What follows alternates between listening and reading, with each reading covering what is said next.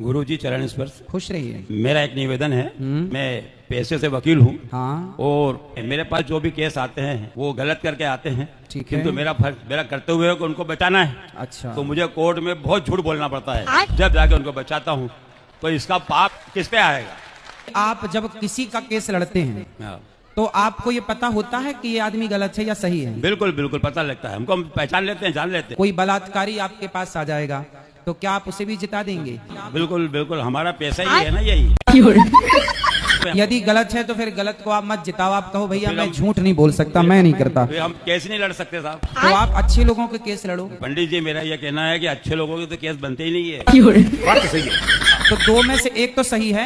हाँ, एक तो सही है ना। तो आप दो लड़ रहे हैं तो एक तो सही होगा। तो जो सही है आप फाइल पढ़ के समझ लो कि कौन सा सही है। जो सही है उसका केस आप ले लो, भाई तू सही, मैं तुझे जिताऊंगा। जो सही रहता है ना उसका केस तो गवर्नमेंट लड़ती है, हम नहीं लड़ते। वो सरकारी वकील लड़ता है, हम तो उनके केस लड़ते हैं जो हमारे पास आता है प्राइवेट वकील, उनके केस लड़ते हैं, उनको बचाते हैं हम।